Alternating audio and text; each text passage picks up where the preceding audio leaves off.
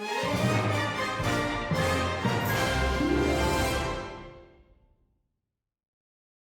दिनों पाकिस्तान के वज़ीर दाखिला इजाज़ शाह ने जब बच्ची के हवाले से गंदी गाली निकालकर पब्लिकली एक बयान दिया तो तमाम मुल्क में वक्ती तौर पर हंगामा मचा और सब लोगों ने कहा कि आपने ये गाली निकालकर बुनियादी तौर पर अपनी तरबियत की अक्कासी की है। तो फोकस गाली पर गया जो जाना चाहिए था, लेकिन जो उसके बाद उन्होंने बयान दिया वो बयान लोगों की नज़रों से ओझल हो गया। वो गाली जितना धमाका खेज़ और शर्मिंदा करने वाला तो नहीं था, लेकिन उससे अगले 3-4 साल की प्लानिंग का आपको अंदाज़ा होता है। उन्होंने कहा था कि जब ये तमाम लोग जिनके बारे में उन्होंने गाली के ज़रिए बात की जेल के अंदर होंगे तो फिर सड़क के ऊपर मज़ाहमत किसने करनी है। ये प्लान वो प्लान है जिसके बारे में हमने कुछ मज़ीद तहकीक की और PTI के 2 करीबी लोगों ने कंफर्म किया कि इस प्लान की 3-4 जहतें ऐसी हैं जो आने वाले दिनों में आपके सामने आएंगी। तो हमने सोचा कि आपसे हम शेयर कर लेते हैं। जब इजाज़ शाह ये कहते हैं कि जो लोग जेल के अंदर होंगे वो तमाम के तमाम जो मज़ाहमत कर सकते हैं, तो फिर सड़क पर मज़ाहमत किसने करनी है। इमरान खान की मुस्तकबिल की प्लानिंग जो है वो 3 साल तक या 4 साल तक महदूद नहीं है। उनका ख्याल है कि अगले 9 साल जो है तकरीबन उन्होंने पाकिस्तान के अंदर हुकूमत करनी है और 2 टर्म्स जो हैं इस टर्म को साथ मिलाकर वो पाकिस्तान के अंदर गुजारेंगे।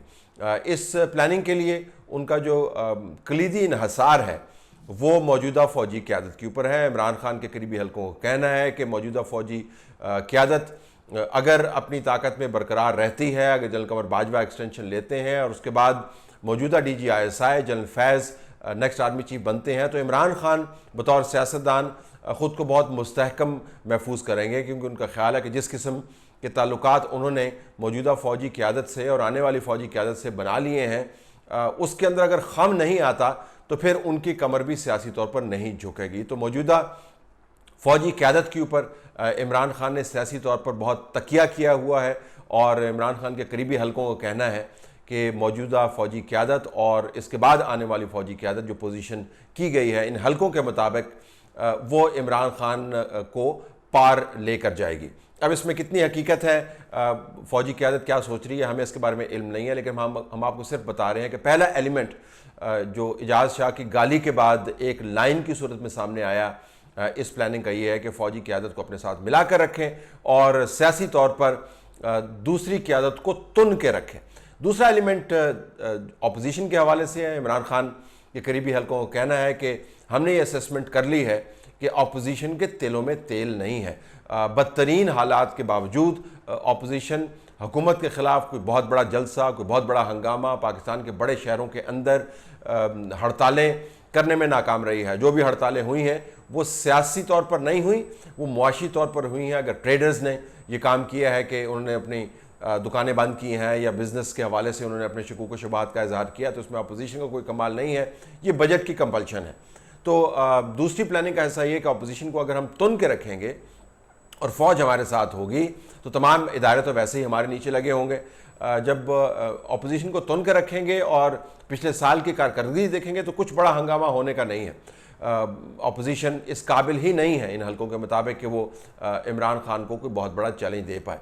इसी एलिमेंट का दूसरा हिस्सा अवाम है। इन हलकों का ये भी कहना है कि अवाम ने पिछले 11 महीनों के अंदर मार खाने की काबिल सताइश सलाहियत का इजहार किया है। यानी पाकिस्तान के अवाम के अंदर इन हलकों के मुताबिक मज़ीद मार खाने की बहुत गुंजाइश मौजूद है। वो पेट्रोलियम प्राइसेस की सूरत में हो, वो टैक्सेस की सूरत में हो, वो नौकरियों की कमी की सूरत में हो, वो इकॉनमी के कंट्रैक्शन की सूरत में हो, पाकिस्तान के अवाम अज खुद सड़कों के ऊपर नहीं आएंगे। तो अपोजिशन के पास तो ये सलाहियत है नहीं कि उनको लेके आए, और जो लाने के काबिल होंगे वो जेल के अंदर होंगे और अवाम अज खुद बाहर नहीं आएगी। उसको हम लेपापोती के साथ, अपनी सियासी दानिशमंदी के साथ, हिकमत के साथ, फोर्स के साथ हम घरों के अंदर ही रखेंगे। तो अवाम भी मिनहा हो जाते हैं, सियासी क़यादत भी मिनहा हो जाती है अपोजिशन के ज़ाविये से, और इमरान खान का दूसरा एलिमेंट इन हलकों के मुताबिक अपनी जगह पर कायम हो जाता है। तीसरा एलिमेंट मीडिया के हवाले से इन हलकों का कहना है कि मीडिया को इमरान खान और उसकी जमात ने, उनके सपोर्टर्स ने पिछले 11 माह के अंदर खंगाल के देख लिया है। इस मीडिया के तिलों में ऑपोजिशन के तिलों से भी कम तेल है।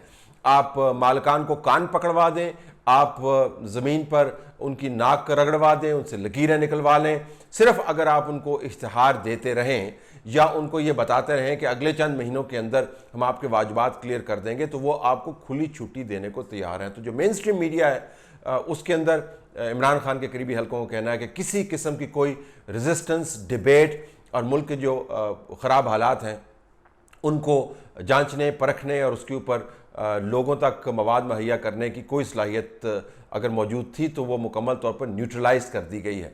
जो चंद आवाज़ें इन हलकों के मुताबिक सामने आ रही हैं और मैं इस हद तक इनसे इत्तफाक करता हूँ, बुनियादी तौर पर वो फसली बटेरे हैं जो एक साल हुकूमत के साथ होते हैं, दूसरे साल पिंडी के साथ होते हैं, तीसरे साल जमहूरियत के हक़ में बात कर रहे होते हैं और वो रंग बदलते रहते हैं। और ये वो तमाम फसली बटेरे हैं जो इमरान खान के हरावल दस्ते का किरदार अदा कर रहे थे उनको ताकत में लाने के लिए। तो अब जब वो किसी भी वजह से कोई आवाज़ उठाते हैं तो उनकी क्रेडिबिलिटी नहीं है।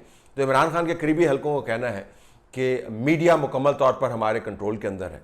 तो ये तीसरा एलिमेंट है। चौथा एलिमेंट इस प्लान का ये है कि हमने बैरूनी दुनिया से जो इंगेजमेंट की है वो हमारे लिए बहुत अहम साबित हुई है। अमेरिका का दौरा कामयाब सिर्फ इस वजह से नहीं हुआ कि ट्रंप ने मुस्कुरा कर इमरान खान की तरफ देखा, एक मुसाफिया कर लिया या कोई स्पेयर पार्ट्स की उसने बात कर ली F-16 के। इस लिहाज से कामयाब हुआ है कि उन्होंने पाकिस्तान के किसी डोमेस्टिक इशू के ऊपर इमरान खान को शर्मिंदा नहीं किया, जिससे नतीजा ये अख्ज़ किया गया है कि आप डोमेस्टिकली जो मर्ज़ी कर लें, अमेरिका जो है इसके ऊपर कोई बयान नहीं देगा। सऊदी अरब आपके साथ है, UAE आपके साथ है, कतर ने आपको पैसे दिए हुए हैं और चाइना का स्टेक पाकिस्तान के अंदर बहुत ज़्यादा है। तो अगर आप बैरूनी दुनिया के ज़ाविये से देखते हैं पाकिस्तान को, तो उनका कोई डोमेस्टिक इश्यूज़ के अंदर इंटरेस्ट नहीं है, जिससे मुराद ये है कि डोमेस्टिकली इमरान खान को खुली छुट्टी है, वो जो मर्ज़ी कर लें।